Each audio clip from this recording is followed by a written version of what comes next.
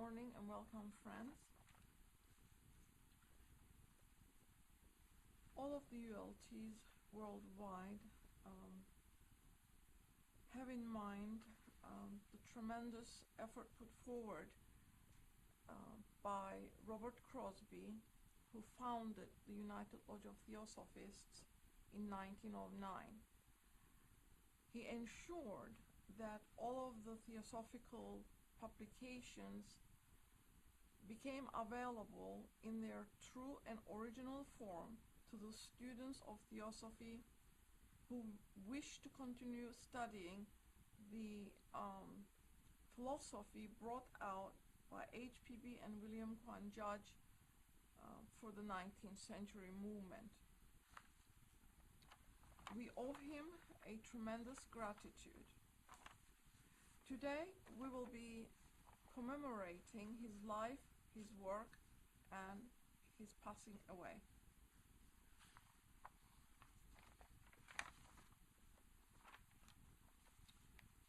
The declaration formulated to suit the intent of the theosophical movement and its continuation in disseminating true philosophy to the coming generations is expressed in the declaration, which states that the independent devotion of each lodge is to the cause of theosophy, and that it professes no attachment to any theosophical organization.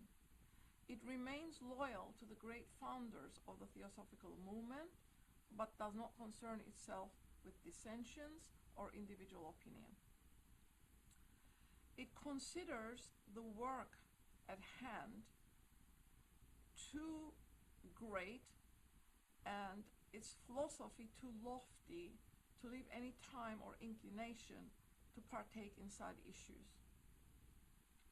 That dissemination of the fundamental principles of the philosophy or theosophy and its tenets as an exemplification of that practice gives each true student a truer realization of the self and a profounder conviction of universal brotherhood. It has no constitution, bylaws, or officers. Its sole bond between the associates being similarity of aim, purpose, and teaching. It regards as theosophists all who have the future of humanity and its spiritual evolution without distinction to race, creed, sex, condition, or organization, and it welcomes to its association all those who are in accord with its declared purposes and who are willing to fit themselves by study and otherwise to promulgate the philosophy and provide teaching opportunities who know less than we do. The true theosophist belongs to no cult, sex, but to each and all.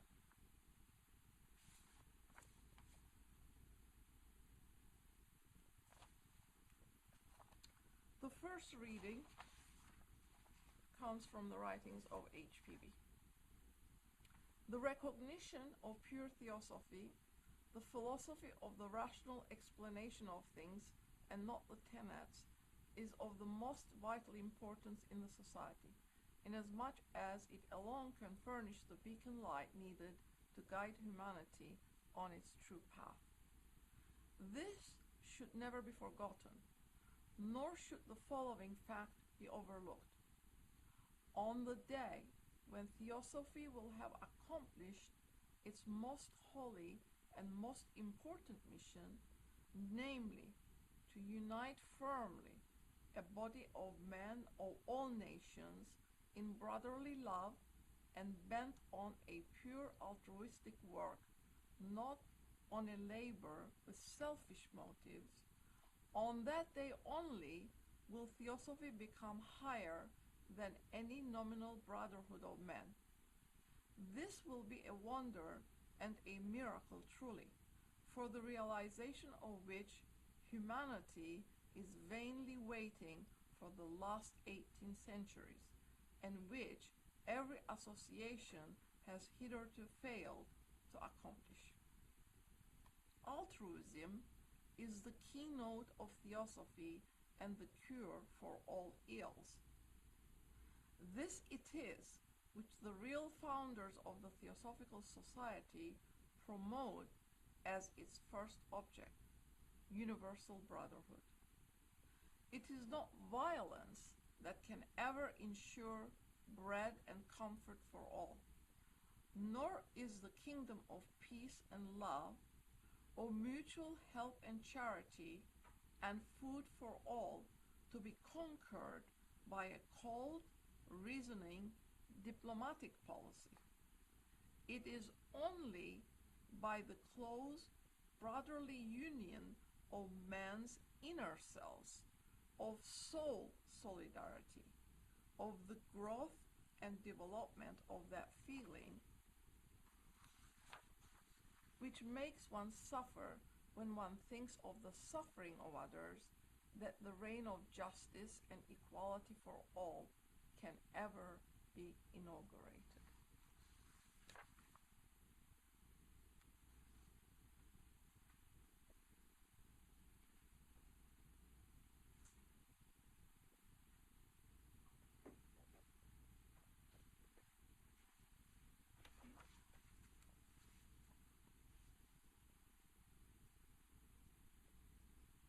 Where shall we find the true foundation of a changed civilization that all men and women can see and stand on?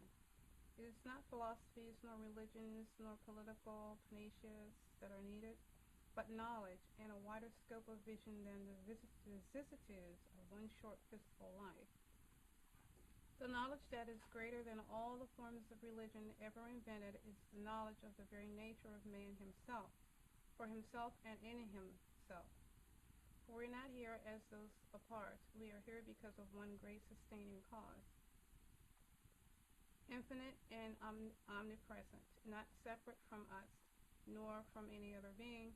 It is the same in all beings above the human and in all below the human, the very root of our natures, the very man himself.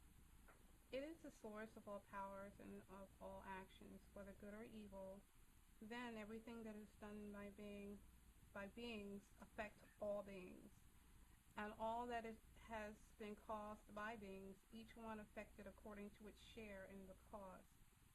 What is the past has been, we are experiencing now.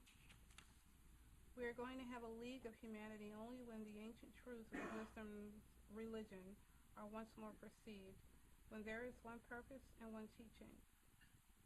Its truths are self-evident, not to be accepted because written in some book, nor because they are the dicta of some particular church. They are the only truths worth considering because in the use of them, they prove themselves true. And truth, as we ought to know, always explains. When we have the explanation, we have the truth. Each has to make his own verification of the truth, but the fact remains that there is truth, and it has always existed. It has come to us from beings higher than we, because once they turned their faces in the right direction and pursued the course pointed out to them.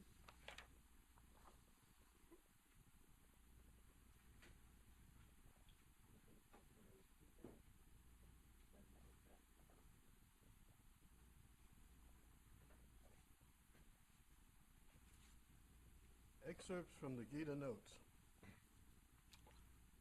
All of us are brought to this study by our own requests made to our higher self, who is Krishna. It does not matter whether he now is consciously aware of having made the request, nor whether it was made as a specific act in this life or in many another precedent one. It was made, and it is to be answered at the right time. Some of us have asked this many times before in ancient births of ours, in other bodies, in other lands. Others are making the request now but is more likely in the case of those who are spurred on to intense effort and longing to know the truth and to strive for unity with God that they have put up the petition ages since. We take up the gauge over and over, life after life, and experience after experience, never completely defeated if we always look to Krishna, our higher self. All the passing shows of life, whether fraught with disaster or full of fame and glory, are teachers. He who neglects them neglects opportunities which seldom the gods repeat. And the only way to learn from them is through the heart's resignation. For when we become in heart completely poor, we at once are the treasurers and dispersers of enormous riches. The attitude to be assumed then is that of doing every act, small and great, trifling or important, as it is before us to do, and as a mere carrying out by us as instruments of the will of that deity who is ourself. This practice is the highest, that which someday we must and will learn to perform.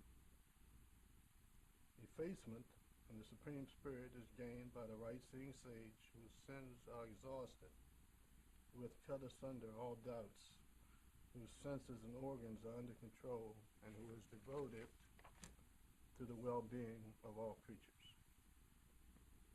If the last qualification is absent, then he is not a right-seeing sage and cannot reach union with the Supreme. It must follow that the humblest imitator, everyone who desires to come to that condition, must try to the best of his ability to imitate the sage who has succeeded. And such is the word of the Master, for he says in many places that if we expect to have his help, we must apply ourselves to the work of helping humanity to the extent of our ability. No more than this is demanded. Krishna says that those who with the eyes of spiritual wisdom see that the self is all, begin to reincarnate with that belief ingrained in them. Hitherto, they had come back to earth without that single idea, but possessed of many desires and of ideas which separated them from the self. Now, they begin to return fully at rest in the self, and working out their long-accumulated karma. And at last they become what was mentioned in the opening verses, a Mahatma, or great soul.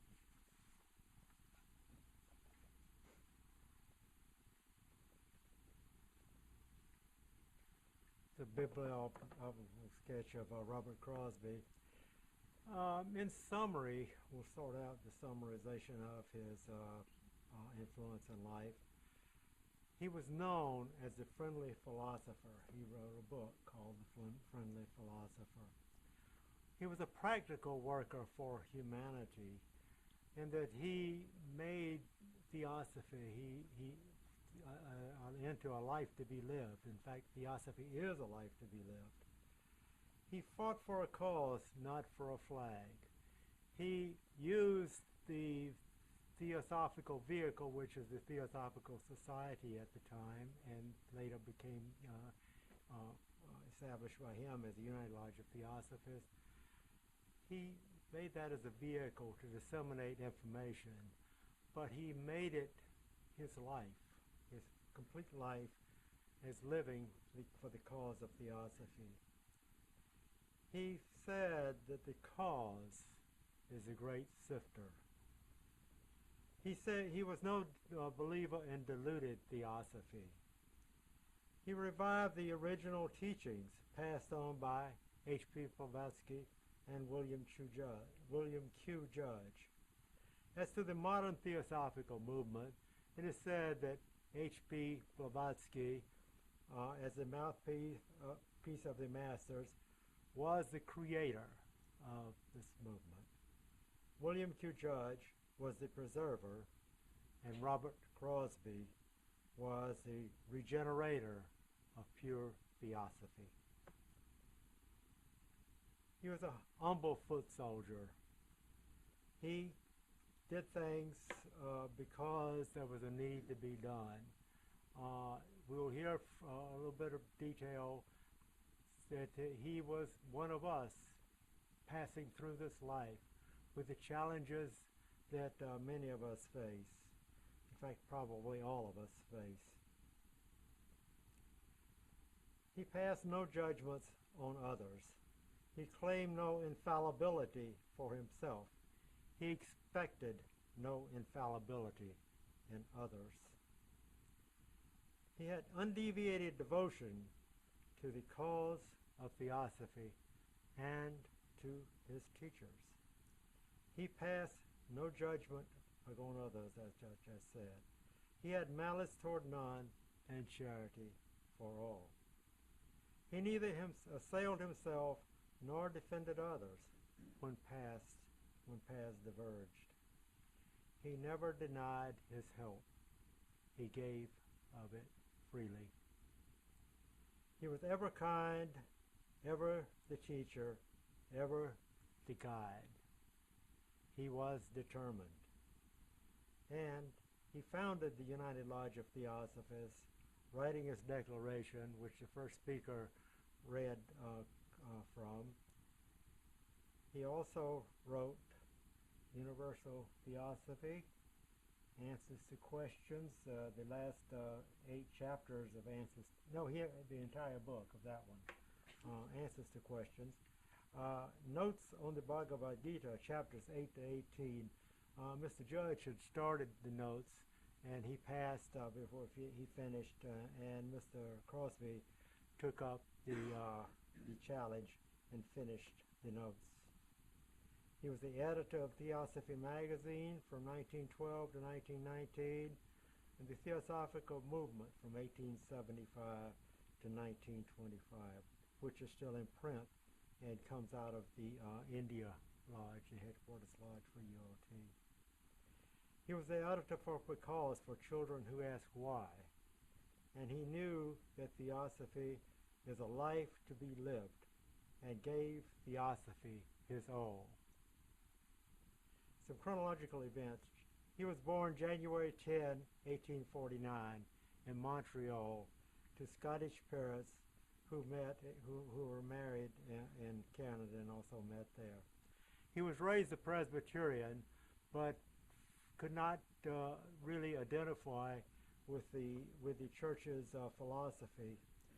He considered himself unfit to join the church at age 16. He then deeply looked into the various philosophies, and he found that the religions around him offered no satisfactory answers when he questioned them deeply about life's key issues, which were pain, sickness, death, mercy, justice, fate. He always had a strong regard for the rights of others, and always exercised a strong moral control over himself. 1959 and later, Robert Crosby and a partner started a leather business, and this partner later became his father-in-law. They had an opportunity to sell the business in Montreal, and did that, and both of them and their families moved over to Boston to start a similar business. His partner brought him news in 1887 of the proposed establishment of a branch of the Theosophical Society in Boston. Theosophia he went to the first meeting. This is the word Theosophia, which is theosophy in short, put together. He went to the first meeting of the TS, and he joined the TS immediately. He saw that that's what he was looking for.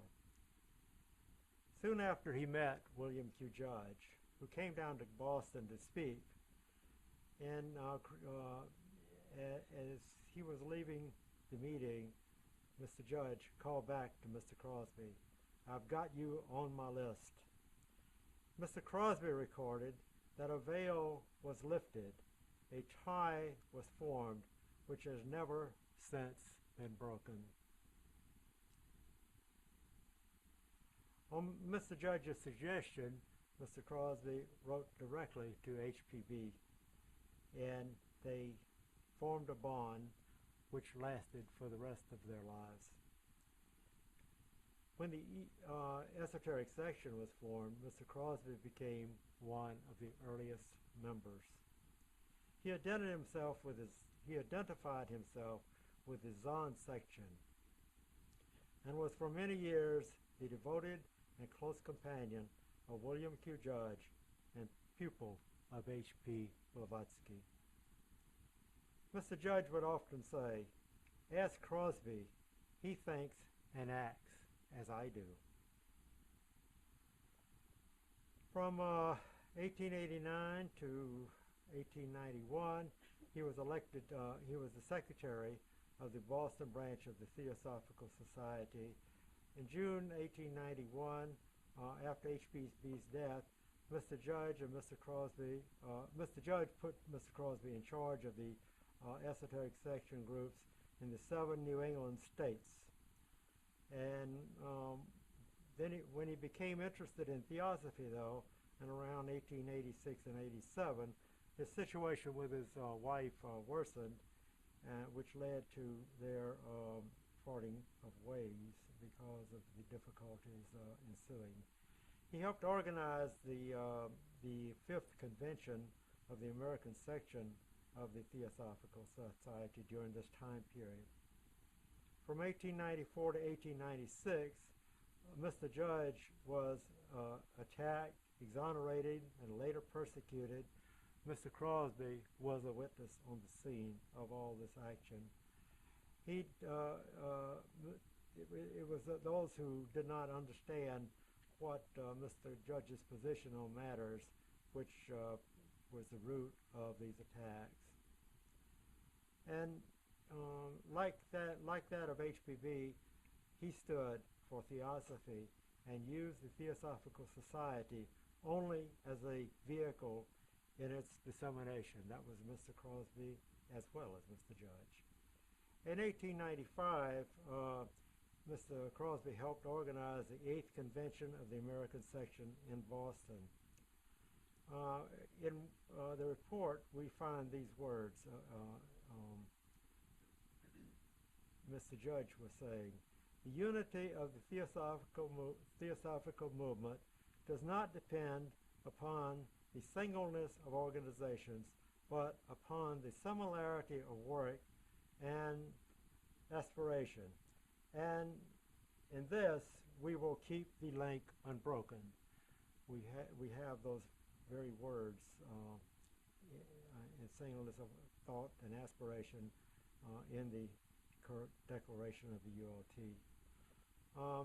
Mr. Crosby participated in submitting a historical sketch of the TS. Mr. Judge died March 21, 1896, and one of the few articles that Mr. Crosby wrote, he signed, in this case, "A friend of old time and of the future. As such does William Q. Judge appear to me, as doubtless he does to many others in this and other lands.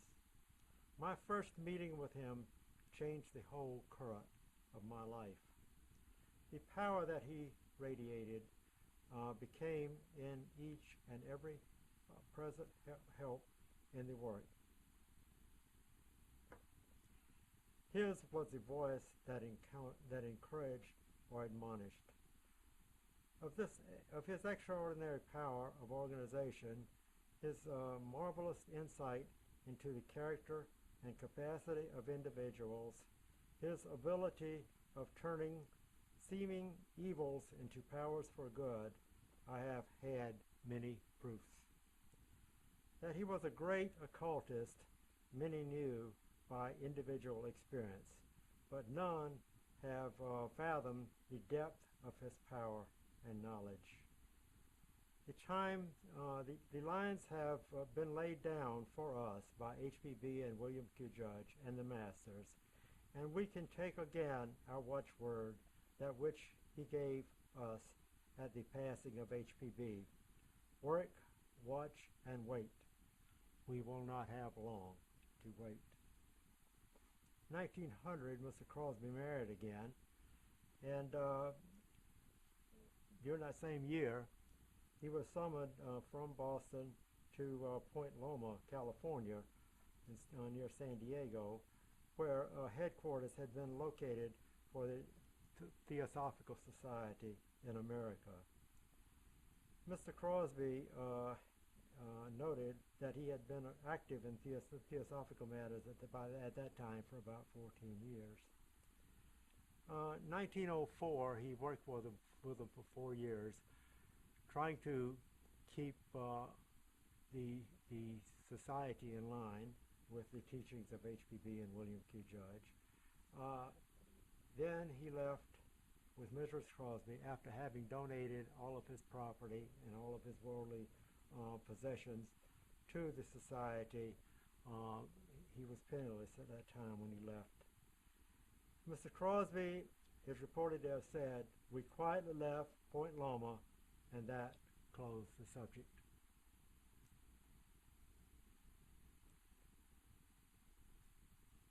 He said later, "I should have known by other means the true state of affairs when Judge passed out of life. I lost touch with him. Doubtless I relied on him too much and had not exercised my own intuition." So that's the purpose of philosophy, is for us to develop our own intuition. So he made friends with some neighbors and developed and worked with those who had similar interests. He instituted a study class using Mr. Judge's Ocean of Theosophy and the Key to Theosophy, as well as the Bhagavad Gita, which is the theosophy of 5,000 years ago. He attracted a number of Mr. Judge's earlier close companions, this movement did. He wrote the Declaration of the United Lodge of Theosophists, as was previously stated, and he wrote a letter to all open-minded theosophists. February 18, 1909 was when the United Lodge of Theosophy was formally established. There were 7 original associates. So in the 1909 ULT Mission and Future came out, and some of its words, just skipping on down, they cannot learn the truth about the nature of themselves and nature in any other school than that provided in Theosophy, and in the lessons to be learned from self-study and the study of theosophical history. The Theosophists of today are faced with the same inherent difficulties, the same problems, the same weaknesses, but the real lack then is the real lack now. The disposition to face the facts, to make the necessary effort, to gain first-hand knowledge of Theosophy as a basis and standard of discrimination and judgment, and then the will to act upon those finally established principles, thus self-perceived. From the beginning, but a handful recognized the gravity of the issues involved, and that is still the case. And that is still the case today. The will to study, that's what it is. You do the work, you have the will to study, to apply, and so come to understand the play of forces in human nature. That is the practical application of the third object, which is to investigate and understand the forces of nature. The semi-esoteric character of the ULT was a phrase that Mr. Crosby used in his work. He stressed impersonality and anonymity to protect the work and to help protect the workers from pride and ambition. And if we look back in the history, the early 200 to 400, that time period when the Neoplatonist schools were there, we find that emphasis was there at the time, and back to Plato and so forth. The Theosophy magazine was founded, and Mr. Crosby served as chief editor until his death in 1919. Theosophy School was started, and he was very active in that. He edited the Cause for Children Who Ask Why, which is still used within the schools of theosophy where they exist for children. Mr. Crosby set most of the Theosophy School songs to music himself. He attended personally to an incessant stream of correspondence from unknown inquirers who came in. This correspondence came in some unknown ways to learn of him. He died as he had lived, calm and serene, with no word of complaint during the days of intense suffering that preceded his release. That was on June 15, 1919 is when he left this world. So there were a number of comments made about him, all very progressive, all talked about theosophy. This student will not get into that too much because time is running short. But they showed how should we apply theosophy in daily life? First, to think what we are in reality, on arising to endeavor to realize what this small segment of our great existence may mean in the long series of such existences, to resolve to live throughout the day from the highest of our realizations, to see in each event and circumstance a reproduction in small or in great of that which has been, and to deal with each and every one of these from that same high point. That's just paraphrasing a few things that were said. Mr. Crosby said, "I, for one, do not believe that HPB made one single mistake," speaking of appreciation of his teacher. He said that when some people were criticizing what she was doing. But that everything she did was intentional and with a beneficent end in view. Some 5,000 years ago, one spoke and said, "Unto thee, who findeth no fault, I will now make known this most mysterious knowledge. Occult law changes not with the centuries and eons." So it has come to pass that because Robert Crosby found no fault with the teacher, but sought to understand, to assimilate, and promulgate the teaching, he came likewise to inspire in others that same trust and confidence which enables today the carrying on of their original program. So, there's quite a few more words said about him. The secret path trod by HPB and William Q. Judge remained visibly present to Robert Crosby as to few others among many.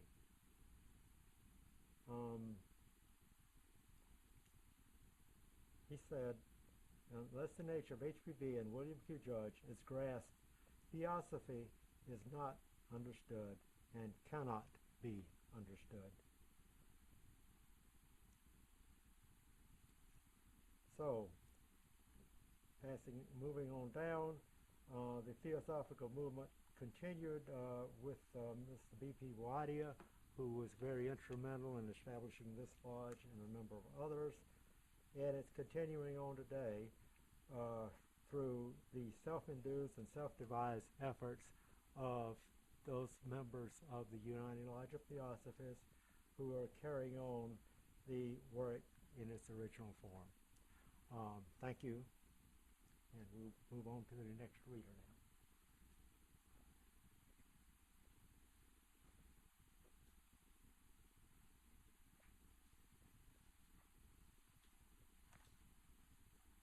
This reading is from The Friendly Philosopher by Robert Crosby.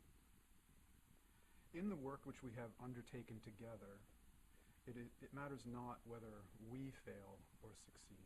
Our purpose has been and will be that the work shall go on. We can throw, each one of us, our best into the effort. The rest is in other, stronger hands.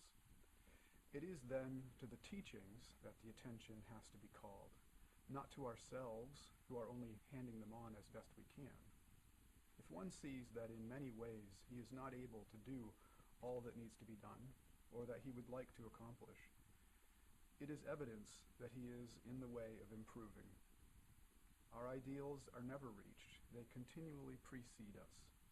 As a man thinks, so he becomes. Time is an element in this, and it is shortened by patient doing of what we can.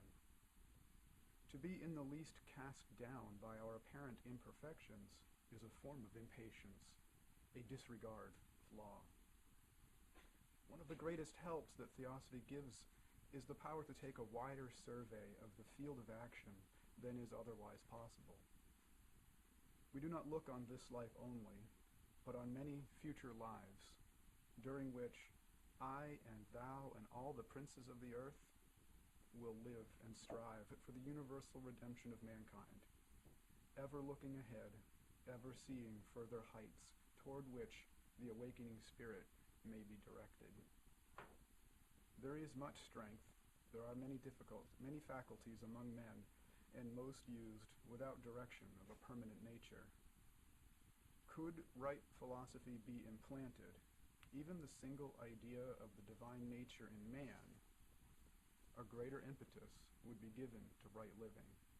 Then a philosophy in accord with this nature would be sought by those so quickened. Theosophy, pure and simple, is the standard by which efforts may be applied and errors combated, so it must always be kept in evidence as the source of all right effort.